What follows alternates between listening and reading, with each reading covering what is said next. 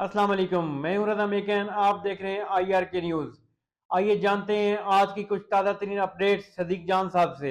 बात करेंगे supreme court of Pakistan के हवाले से जो बहुत सी डेवलपमेंट्स हो रही हैं। इस वीडियो में मैं आपको कल के इवेंट के बारे में बताना चाहता हूं। कल उस पर मैं बात नहीं कर सका, ऐवान सदर में जो तकरीब हुई, क्योंकि मैं ख़ुद तो वहाँ पर मौजूद नहीं था। हमारे जो दोस्त वहाँ पर मौजूद थे, उन्होंने क्या बताया, कुछ जो उन्होंने ऑन रिकॉर्ड बातें की हैं वो मैंने उनके पॉइंट्स लिखे हुए हैं, वो मैं आपको ऑन रिकॉर्ड बताऊँगा। और जो ऑफ कैमरा बात थी, वो मैं आपको ये तो नहीं बताऊँगा कि किसने क्या बात की, किस शख्सियत से क्या बात हुई, लेकिन उसका आपको लुब लुबाब सारा बता देता हूँ। देखें, एक तो आपको मैं उनके पॉइंट्स बताने से पहले कि किसने क्या बताया, ये बात बता दूं कि जजेस ने फैसले कर लिए हैं कि ना तो कोई इस्तीफ़ा देगा, ना कोई अपनी आइनी और कानूनी पोजीशन से पीछे हटेगा, ना ही कोई अपने हलफ से पीछे हटेगा। और जजेस ने यह फैसला किया है कि डरना नहीं, लड़ना है। और लड़ना किसके लिए है? आइन के लिए, आइन की बहाली के लिए, आइन की फराहमी के लिए, इंसानी हकूक़ की फराहमी के लिए, अदलिया की बहाली के लिए, अदलिया की आज़ादी के लिए, 25 करोड़ पाकिस्तानियों के लिए। तो ये फैसले कर लिए गए हैं। और हुकूमत के लिए कल सबसे बड़ा जो हुकूमत के लिए एक झटका था वो ये था जब मनाजिर सामने आए कि जस्टिस मुनीब अख्तर साहब जो हैं वो जस्टिस याहिया अफरीदी साहब की तकरीब हलफ बर्दारी में मौजूद हैं। क्योंकि हुकूमत का ये ख्याल था कि मुनीब अख्तर साहब और याहिया अफरीदी, मुनीब अख्तर साहब और मंसूर अली शाह साहब को क्योंकि सुपरसीड कर दिया गया है, तो ये दोनों अब याहिया अफरीदी साहब के साथ नहीं चलेंगे। और अब मुझे इस बात का जो है वो इम्कान बढ़ता हुआ नज़र आ रहा है कि याहिया अफरीदी साहब ने जो चीफ जस्टिस बनने की ऑफ़र कबूल की है, वो इसलिए कबूल किया है कि उनको यही बात मंसूर अली शाह साहब ने और मुनीब अख्तर साहब ने कही है। क्योंकि मुनीब अख्तर साहब और मंसूर अली शाह साहब ने यही कहा होगा कि अगर आप नहीं बनते तो अमीनुद्दीन खान बन जाएगा, और अगर अमीनुद्दीन खान बन जाएगा तो फिर तो सारी कसरें निकल जाएंगी, जो कुछ काजी फाइसा के दौर में नहीं हुआ वो भी होगा। तो इसलिए याहिया अफरीदी साहब ने ये ऑफ़र कबूल की। हुकूमत के लिए बहुत बड़ा, पहले ये सबसे एक हैरानकुन था। हुकूमत ये समझ रही थी कि याहिया अफरीदी साहब नहीं बनेंगे, जब वो नहीं बनेंगे तो हम अमीनुद्दीन खान साहब को बना देंगे, और पूरी तैयारियां मुकम्मल थी। लेकिन उन्होंने ऑफ़र एक्सेप्ट की और उन्होंने कहा कि ठीक है। उन्होंने चार संभाला और छक्के चौके उन्होंने शुरू कर दिए हैं, जो बहुत हैरानकुन है। बड़ी जारहाना उन्होंने इनिंग्स का आगाज़ किया, जो मैं लास्ट वीडियो में आपको बता चुका हूँ कि अब तक उन्होंने क्या क्या इकदाम जो हैं वो किए हैं याहिया अफरीदी साहब ने। अब जब ये हुआ, पहले तो काजी फाइसा को जिल्लत हुई ना कि 5-6 जजेस उनके उसमें नहीं गए, शाही में नहीं गए, 7-8 जजेस बल्कि। और फिर जो जजेस फुल कोर्ट रेफरेंस था उसमें भी मंसूर अली शाह साहब, मुनीब अख्तर साहब और अतर मिनल्ला साहब, आयशा मलिक साहबा और मलिक शहजाद अहमद खान साहब, ये जजेस नहीं गए। और जो जजेस गए उनमें से भी कुछ नहीं जाना चाहते थे और उनको याहिया अफरीदी साहब ने रिक्वेस्ट की कि आप लाजमी आए, वो गए। अब देखें, ना तो मंसूर अली शाह साहब और मुनीब अख्तर साहब ने रिज़ाइन किया है, और ना ही वो याहिया अफरीदी साहब से नाराज़ हैं, बल्कि वो याहिया अफरीदी साहब के साथ शाना बशाना खड़े हैं, उनको सपोर्ट कर रहे हैं।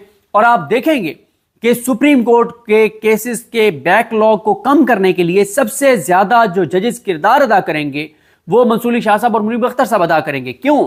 क्योंकि उन दोनों जजेस को पता है कि अगर याहिया अफरीदी साहब ने हमें इतनी रिस्पेक्ट दी है कि याहिया अफरीदी साहब ने मतलब मुनीब अख्तर साहब को कमेटी में वापस लिया है, फुल कोर्ट मीटिंग बुलाई है, ये सारी चीजें करने जा रहे हैं, तो वो भी याहिया अफरीदी साहब को फुल सपोर्ट करेंगे। इसलिए नहीं कि आगे चल के शायद याहिया अफरीदी साहब 26वीं आईनी तरमीम का केस लगा दें और वो उड़ जाएं और मंसूर अली शाह साहब बन जाएं, बिल्कुल नहीं।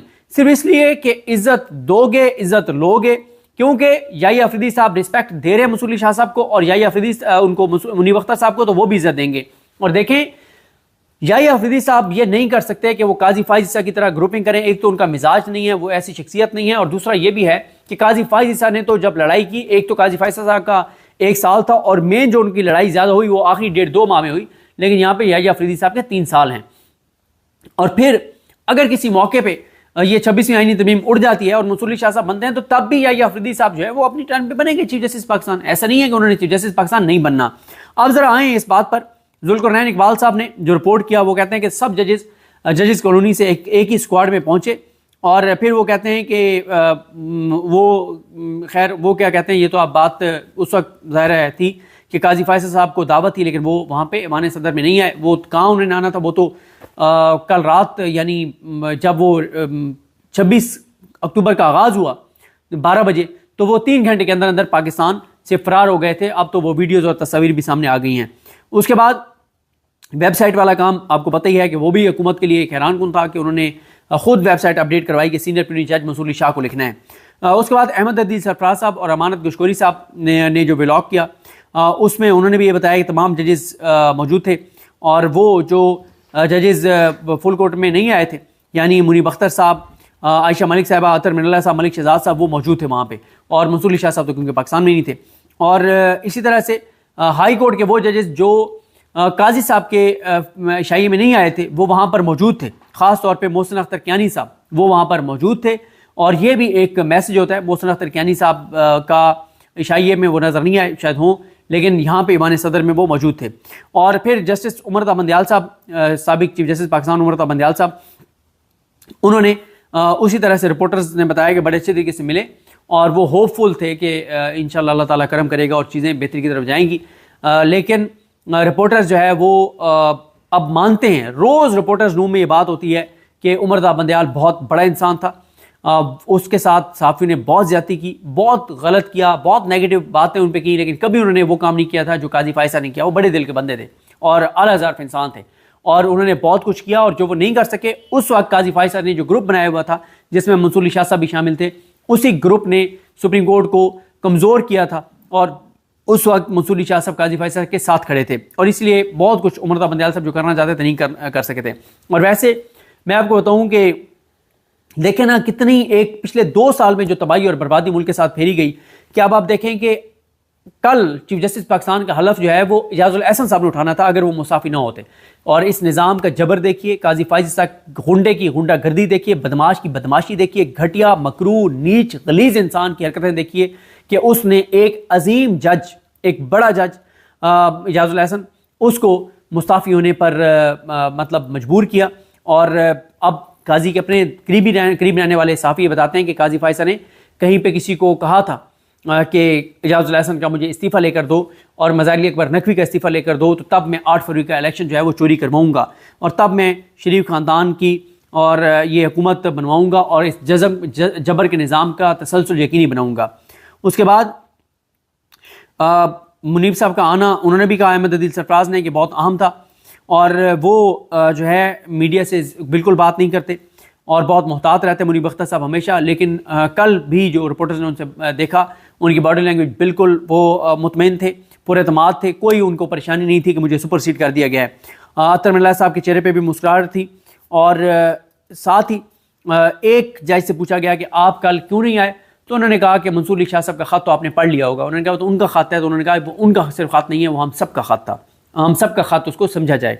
और फिर एक जज साहब से पूछा गया कि आप सुना है कि आप भी शायद इस्तीफ़ा दे रहे हैं। उन्होंने कहा माई फुट, और उन्होंने कहा कि हम रिटायर होंगे, हम इस्तीफ़े नहीं देंगे। लेकिन मैं आपको बताऊँ कि कोशिश पूरी की जाएगी, कि जजेस तो डटे हुए हैं, लेकिन कोशिश पूरी की जाएगी कि पूरा जोर लगाया जाए कि 4-5 जो जजेस हैं उनमें से कोई मुस्ताफ़ी हो। इसके लिए बहुत कुछ किया जाएगा, पूरा जबर और पूरा एक फस्तायत की एक नई लहर जो है वो शुरू होगी। और सब जजेस जो वहाँ पे पता चला ईवान सदर में जो रिपोर्टर्स की मुलाकात हुई, सब जजेस जाहिया अफरीदी साहब के साथ चलने को तैयार हैं। और बताया गया है कि सिर्फ तमाम जजेस में से 2 जजेस ऐसे थे जो अपनी 1.5 इंच की मस्जिद बनाकर और वो साइड पर खड़े थे, बाकी सब जजेस इकट्ठे थे। और इवन के काजी फायसा के करीब रहने वाले 2 जजेस ने भी एक तासुर दिया कि काजी इज़ हिस्ट्री नाउ, और अब हम याहिया अफरीदी की तरफ देखेंगे और हम याहिया अफरीदी के साथ चलेंगे। और जजेस ने शिकवा किया साफ़ियों से कि कल आपने जो काजी फायसा के साथ किया वो नहीं करना चाहिए था। उन्होंने शिकवा किया, उन्होंने गो के इस बात का एतराफ़ भी किया कि काजी ने जो कुछ मीडिया के साथ किया उसने भी बड़ी बदतहजीबी और बदतमीज़ी की, लेकिन सहाफ़ियों को वो नहीं करना चाहिए था जो कल काजी फायसा के साथ किया। इस पे जजेस बहरहाल उन्होंने अपने तहफ़्फ़ुज़ात का इजहार ज़रूर किया। तो नाज़रीन, ये थी अहम अपडेट्स जो आपने जानी सदीक जान की ज़बानी। तो नाज़रीन, जुड़े रहिए मज़ीद अपडेट्स के लिए हमारे चैनल के साथ। अपना और इस चैनल का ख्याल रखिएगा। इसी के साथ अपने मेज़बान रज़ा मेकन को इजाज़त दीजिए। अल्लाह हाफ़िज़।